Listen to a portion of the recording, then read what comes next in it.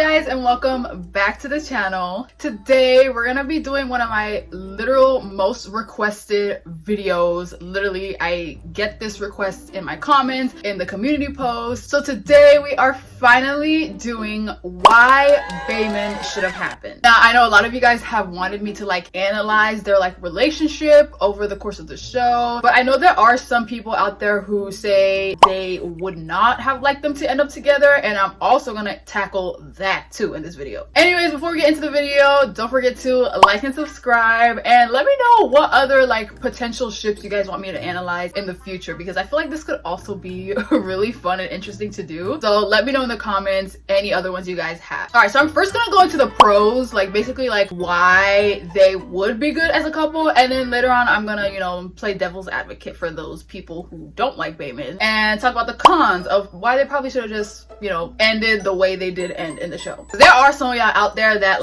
really are obsessed with Damon, the Damon stans, who are kind of weird towards Bonnie. So if you're that type of person, go ahead and click off. We love Bonnie here. We love both characters. So just try to have some decorum. All right, so the first pro that I also see mentioned a lot is the timing. A lot of people love how late Damon and Bonnie actually started to get along. It wasn't a friendship that was forced throughout the show. They literally hated each other throughout the bulk of the show, from season 1 to season 5-ish. They weren't really let me call you up on a weekend, But I will have to agree, I like the timing of, I feel like it was placed perfectly. They were put into a circumstance in the prison world and then naturally developed into a really nice friendship. A lot of people underestimate timing in these type of shows. These relationships need to be paced well, and I feel like that's one thing friendship wise, they did well with Bamon, which is why so many people love them even though they never happened. Now the next thing I want to mention, which I feel like a lot of people already know, is that both actors advocated for it. Literally, Kat and Ian wanted the relationship to happen. Ian was really well respected on set. Can't say the same for Kat, but they respected Ian on the set. So for them to deny his request as well as Kat's, for them to deny Ian was kind of even more shocking to me. I was like, that's crazy. They hate Bonnie real bad. You ever hated somebody real bad? Julie Plec would know. Now this next point is one that I also see on Twitter. A lot of people say that Damon would be getting, if they were to get in a relationship, Damon would be experiencing something new. He was with Catherine for a long time, then moves on to Elena. Some people feel that, going from doppelganger to doppelganger was kind of the worst thing to happen to Damon. And Damon wouldn't have to play the superhero all the time for her. Bonnie, at that point in their relationship, when they became friends, at that point, Bonnie could take care of herself. She didn't need anybody else in the show to protect her. She never really did. Damon wouldn't have to, play that role that he had to play with Elena at both times in Elena's life, when she was human and a vampire. I feel like he was still playing that hero role, which, as we all know, never really fit Damon anyway. That was more Stefan's gig. So that's one point that I actually really find interesting, that some people in the fan base, they mention that is actually really smart. He wouldn't have to do that with Bonnie. If you go back and watch the show, when Elena was a vampire, Damon was still trying to gain her approval of him as a person. I won't change who I am. I can't. I feel like a lot of people have that misconception that after Elena became a vampire, Damon didn't have to change who he was anymore. With Bonnie, that would not, he never tried to. In the show, even when they weren't friends, Damon never really tried that hard to become close with Bonnie or acquainted with her. In fact, he never really had the obligation to prove anything to Bonnie in the show. I feel like that's another thing that would make their relationship so good. He wouldn't have to do that with her, especially since they developed their friendship so well prior. I feel like that's something that him and Elena didn't have. Damon and Elena did not become friends, good friends, before they started dating. It kind of went from, I don't like you, to this, okay, I can tolerate you, to, okay, I'm no longer with your brother, let's try to start being nicer to each other. And then she started to like him romantically. They never really built that let's be friends first. Let me like you and enjoy being around you as a person first before I get into a romantic relationship with you. That's something that he did with Bonnie. I feel like that's another point that no one else really talks about. That foundation that they built from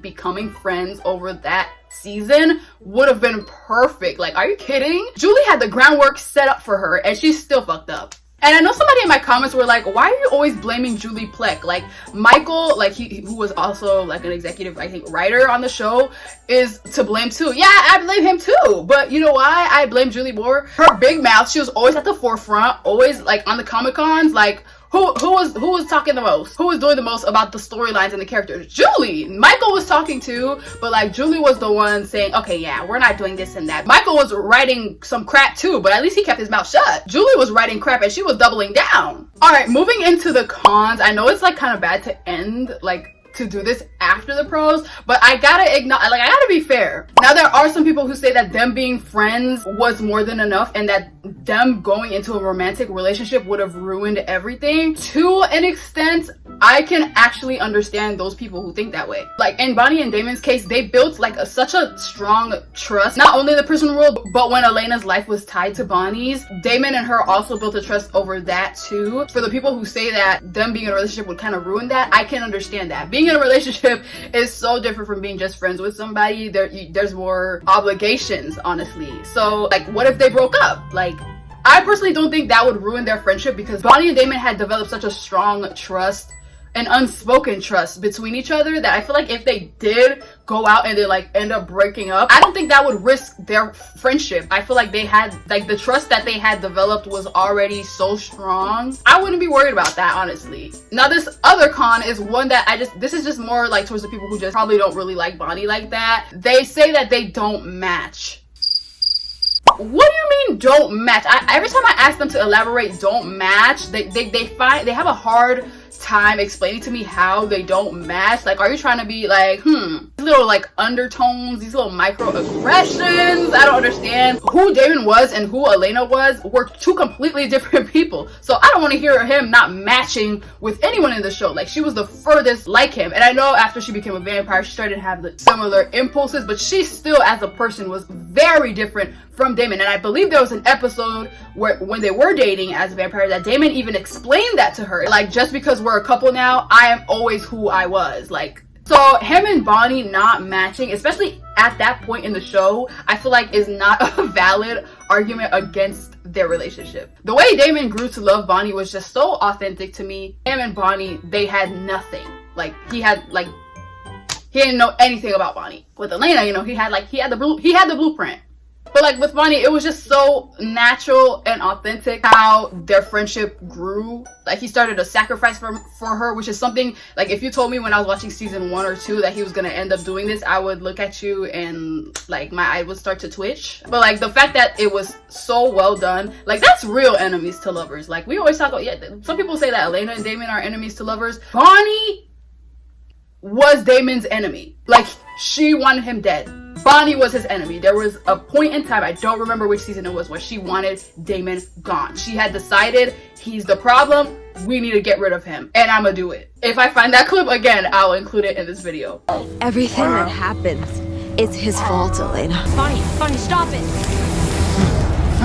So yeah, enough with the Elena and Damon enemies to lovers. Bonnie and Damon are the real enemies to lovers. Bamon would be like the most canon enemies to lovers in the whole show. So if you like that, you would have loved them as a couple. Basically, I can see either way. If you like it, if you hate it, I can understand. But I personally would have loved to see it. The actors would have loved to see it. And here we are almost a decade later or so. Most of the fans would have definitely loved to see it. So, and I will keep blaming Julie Plec. So y'all little like Julie Plec defenders, there are some Julie Plec defenders out there. Y'all be in the little comments. She's still gonna be getting the blame. Michael was asked to in the writing department, but Julie's gonna get it every single time. But yeah, I would give Bamon on the potential scale a solid 9 out of 10. The reason why it's not a 10 is because I would honestly not have an issue with Bonnie being like, okay, like, I wouldn't want to be in a relationship with you because of the trauma you caused. I mean, you did kill my mom.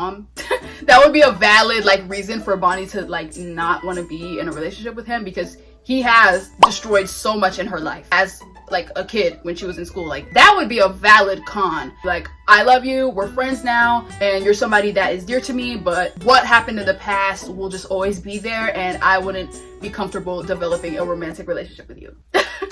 anyways, guys, that was my analysis on why Bamon should have happened. If you have some pros and cons of your own, leave them in the comments, because I like reading the like differing opinions on this ship, especially as much as I do of the Caroline potential, like, you know, ship. Definitely leave your pros and cons in the comments, because I want to read and like respond to you guys, because this is like one of the biggest L's like we had to take as a fan base. Do y'all agree? But yeah, if you guys want me to do another potential ship, leave that in the comments. I will definitely do that, because this was like way more fun than I thought it would be. So leave your next potential ship you want me to do an analysis on in the comments. If you want to watch any of my other TVDU videos, I'll leave that TVDU playlist in my description, and you guys can check that out after this video. But anyways, guys, thank you so much for watching. Don't forget to like and subscribe, and I'll see you very soon in the next one.